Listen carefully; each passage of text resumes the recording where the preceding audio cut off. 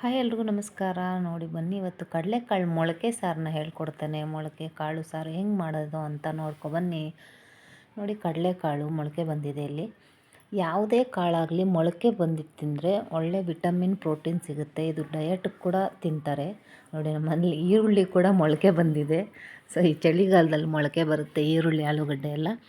ಇದಕ್ಕೆ ಮೊಳಕೆ ಕಟ್ಟಿರೋದನ್ನು ಹುರುಳಿ ಕಾಳಾಗಲಿ ಅಲಸಂದಿ ಕಾಳಾಗಲಿ ಯಾವುದಾದ್ರೂ ಆಗಲಿ ಮೊಳಕೆ ಕಟ್ಟಿ ಕಾಳು ತಿನ್ನೋದಕ್ಕಿಂತ ಹಂಗೆ ಮೊಳಕೆ ಕಟ್ಟಿ ತಿನ್ನೋದ್ರಿಂದ ಒಳ್ಳೆ ಪ್ರೋಟೀನ್ ಸಿಗುತ್ತೆ. ನೋಡಿ, ಇದು ಈರುಳ್ಳಿ ಮತ್ತು ಒಂದು ಕುಕ್ಕರಲ್ಲಿ ಇಟ್ಕೊಂಡ್ಬಿಟ್ಟು ಸ್ವಲ್ಪ ಎಣ್ಣೆ ಹಾಕ್ಬಿಟ್ಟು ಇದು ಮಸಾಲೆಗೆ ಹಾಕ್ಕೊಳ್ತಾ ಇದ್ದೇನೆ. ಅದಕ್ಕೆ ಮಸಾಲೆ ಏನೇನು ಹಾಕ್ಕೊಬೇಕಂತ ಈರುಳ್ಳಿ, ಬೆಳ್ಳುಳ್ಳಿ ಬಂದು ಗಂಡ ಹೆಂಡ್ತಿ ಥರ. ಈರುಳ್ಳಿ ಹಾಕಿದ್ರೆ ಮಸಾಲೆ ಸಾರು ಬೆಳ್ಳುಳ್ಳಿ ಹಾಕಲೇಬೇಕು. ಮತ್ತು ಚಕ್ಕೆ ಲವಂಗ ಕೂಡ ಅದು ಒಂದು ಜೋಡಿ. ಚಕ್ಕೆ ಮತ್ತು ಲವಂಗ ಹೇಳೋವಾಗ ಕೂಡ ಹಂಗೆ ಹೇಳ್ತೀವಿ, ಚಕ್ಕೆ ಲವಂಗ ಈರುಳ್ಳಿ ಬೆಳ್ಳುಳ್ಳಿ ಆ ಥರ. ಮತ್ತು ಸ್ವಲ್ಪ ಶುಂಠಿ ಹಾಕಿದ್ದೇನೆ.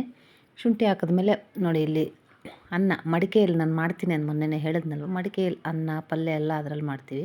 ಇದು ಕಡಲೆಕಾಳು ಬೇಯಲ್ಲ ಅಂದ್ಬಿಟ್ಟು ಕುಕ್ಕರಲ್ಲಿ ಮಾಡ್ತಾಯಿದ್ದೇನೆ. ಸೊ ಒಂದು ಟೊಮೆಟೊನ ಹಾಕ್ಕೊಂಡು ಸ್ವಲ್ಪ ಸ್ಮ್ಯಾಶ್ ಆಗೋ ಗಂಟ ಅದನ್ನು ಸ್ವಲ್ಪ ಎಣ್ಣೆಯಲ್ಲಿ ಹುರಿಬೇಕು. ಈರುಳ್ಳಿ ಬೆಳ್ಳುಳ್ಳಿ ಅದ್ರ ಜೊತೆ ಸ್ವಲ್ಪ ಕರಿಬೇವು ಒಗ್ಗರಣೆಗೂ ಹಾಕ್ತೇನೆ, ಇದಕ್ಕೂ ಸ್ವಲ್ಪ ಹಾಕ್ತೇನೆ. ಕರಿಬೇವು ಜಾಸ್ತಿ ತಿಂದಷ್ಟು ಕಣ್ಣಿಗೆ ಒಳ್ಳೆಯದು, ಕೂದಲಿಗೆ ಒಳ್ಳೆಯದು. ಕರಿಬೇವು ಹಂಗೆ ತಿನ್ನೋದಕ್ಕಿಂತ ಸ್ವಲ್ಪ ಸಣ್ಣ ಕಟ್ ಮಾಡಿ ಹಾಕ್ಕೊಳ್ಳಿ. ಮಕ್ಕಳು ಸೈಡ್ಗೆ ಹಾಕಲ್ಲ. ಅದ್ರ ಜೊತೆಗೆ ಸ್ವಲ್ಪ ತೆಂಗಿನಕಾಯಿ ತುರಿನ ಹಾಕ್ಕೊಳ್ತಾ ಇದ್ದೇನೆ. ನೋಡಿ, ಎಲ್ಲ ಅದರಲ್ಲೇ ಫ್ರೈ ಮಾಡ್ಕೊಂಬಿಟ್ರೆ ಒಳ್ಳೆ ಟೇಸ್ಟ್ ಬರುತ್ತೆ.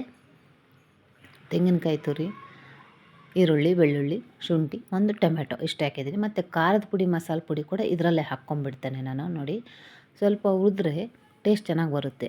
ಮಸಾಲೆ ಪುಡಿ ಆಗಲಿ ಧನಿಯಾ ಪೌಡರು, ಮಸಾಲೆ ಪುಡಿ ಅಂದರೆ ಧನಿಯಾ ಪುಡಿ ಮತ್ತು ಖಾರದ ಪುಡಿ. ಖಾರ ತಿನ್ನೋರು 1.5 ಸ್ಪೂನ್ ಖಾರ ಹಾಕ್ಕೊಬೋದು. ನಿಮಗೆ ರುಚಿಗೆ ತಕ್ಕಷ್ಟು ಎಷ್ಟು ಬೇಕೋ ಅಷ್ಟು. ಯಾರೆಲ್ಲ ನನ್ನ ವೀಡಿಯೋನ ನೋಡ್ತಾಯಿದ್ದಾರೋ ಶೇರ್ ಮಾಡಿ, ಲೈಕ್ ಮಾಡಿ, ಸಬ್ಸ್ಕ್ರೈಬ್ ಮಾಡಿ. ಪಕ್ಕದಲ್ಲಿರುವಂತಹ ಬೆಲ್ ಐಕಾನನ್ನು ಕ್ಲಿಕ್ ಮಾಡಿ. ನಿಮಗೆ ನೋಟಿಫಿಕೇಷನ್ ಹೊಸ ವೀಡಿಯೋಗಳು ಬರುತ್ತೆ ನಾನು ಹಾಕಿದಾಗೆಲ್ಲ. ನೋಡಿ, ಇದನ್ನು ಆಯಿತು. ಇದಕ್ಕೆ ಮಿಕ್ಸಿಗೆ ಹಾಕ್ಕೊಂಡು ನುಣ್ಣಗೆ ರುಬ್ಕೊಬೇಕು. ನಾನು ಅದರಲ್ಲೇ ಒಗ್ಗರಣೆ ಹಾಕ್ಕೊಳ್ತಾ ಇದ್ದೇನೆ. ನೋಡಿ, ಬೇರೆ ಎಲ್ಲ ಪಾತ್ರೆಗಳೆಲ್ಲ ಮಾಡ್ಕೊಂಡು ಯಾರು ತೊಳ್ಕೊಂಡಿರ್ತಾರೆ ಪಾಪ. ಅಲ್ಲಿ ಹೆಣ್ಮಕ್ಳಿಗೆ ಜಾಸ್ತಿ ಪೇಷನ್ಸ್. ನಿಜವಾಗ್ಲೂ ಹೇಳಬೇಕಂದ್ರೆ ಈ ಅಡುಗೆ ಮಾಡಬೇಕಂದ್ರೆ ಎಷ್ಟು ಕಷ್ಟ ಗೊತ್ತಾ. ಆದ್ರೂ ಇಷ್ಟು ಕಷ್ಟಪಟ್ಟು ಮಾಡ್ತೀವಿ. ಯಾವುದೇ ಕಾರಣಕ್ಕೂ ಆಹಾರನ ವೇಸ್ಟ್ ಮಾಡಬೇಡಿ, ತಟ್ಟೆಗಳಲ್ಲಿ ಬಿಡೋದೆಲ್ಲ. ನೋಡಿ, ಒಗ್ಗರಣೆಗೆ ನಿಮ್ಗೆ ಗೊತ್ತೇ ಇದೆ, ಈರುಳ್ಳಿ ಸಾಸಿವೆ ಕರಿಬೇವು ಹಾಕ್ಕೊಂಡಿದ್ದೇನೆ.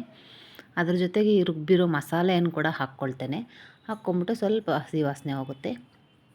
ಅದಾದ ನಂತರ ಇನ್ನಿರೋ ಕಡಲೆಕಾಳು ಆಲೂಗಡ್ಡೆ, ಸ್ವಲ್ಪ ಅದಕ್ಕೆ ಹೂಕೋಸಿತ್ತು ಅದು ಕೂಡ ಹಾಕ್ತಾಯಿದ್ದೇನೆ.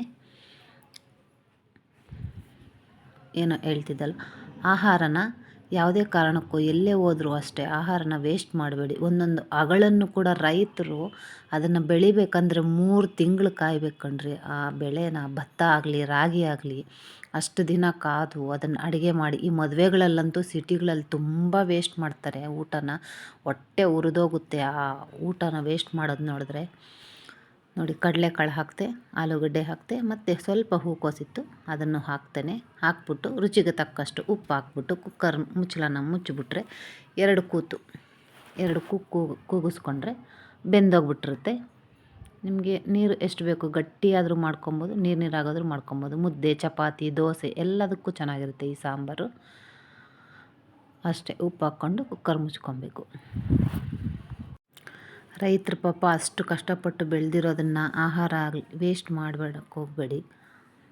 ಇದನ್ನು ನೋಡಿರೋರಿಗೆ ಗೊತ್ತಾಗುತ್ತೆ ರೈತರ ಕಷ್ಟ ಏನು ಅಂತ. ಅದಕ್ಕೆ ಹೇಳ್ತಾ ಇದ್ದೇನೆ. ಒಂದು ನೆನಪು ಎದೆಯಾಳದಿಂದ ಹಾಡಾಗಿ ಬಂತು ಆನಂದದಿಂದ. 101 ನೆನಪು ಎದೆಯಾಳದಿಂದ ಹಾಡಾಗಿ ಬಂತು ಆನಂದದಿಂದ.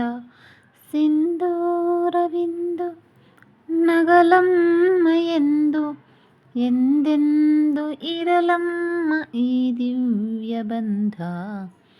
101 ನೆನಪು ಎದೆಯಾಳದಿಂದ. ಐಸ್ ಕ್ರೀಮ್ ನೋಡಿಸ್ತಾ ಇದ್ದೇನೆ ನೋಡಿ. ಅಮ್ಮನ ಇವತ್ತು ಐಸ್ ಕ್ರೀಮ್ ತಗೊಂಬಂದು ಕೊಟ್ಟಿದ್ದಾರೆ. ಅಡುಗೆ ಮಾಡ್ಕೊಂಡು ತಿಂತಾಯಿದ್ದೆ. ನೋಡಿ ಕುಕ್ಕರ್ 2 ಕೂಗ್ತು ಆಯಿತು. ಸಾಂಬಾರು ರೆಡಿಯಾಗಿದೆ. ನೀವು ದೋಸೆಗಾದರೂ ತಿನ್ನಿ, ಚಪಾತಿಗಾದರೂ ತಿನ್ನು. ಬಿಸಿ ಬಿಸಿ ಮುದ್ದೆಗಂತೂ ಇನ್ನೂ ಚೆನ್ನಾಗಿರುತ್ತೆ. ಮುದ್ದೆ ಕೆಲವರು ಇವಾಗೆಲ್ಲ ಮುದ್ದೆ ತಿನ್ನೋಕ್ಕೆ ಹೇಳ್ತಾರೆ, ಬಟ್ ಮುದ್ದೆ ರಾಗಿ ಮಿಲೆಟ್ಸ್ ಅದು. ಆ ಮಿಲೆಟ್ಸಲ್ಲೇ ನಂಬರ್ 1 ರಾಗಿ. ನೋಡಿ ಮಡಿಕೆಯಲ್ಲಿ ಅನ್ನ ಮಾಡಿದ್ದೇನೆ, ಎಷ್ಟು ಉದುರುದ್ರಾಗಿದೆ ಅಂತ. ನೋಡಿ ಫ್ರೆಂಡ್, ಇಷ್ಟೇ. ಧನ್ಯವಾದಗಳು.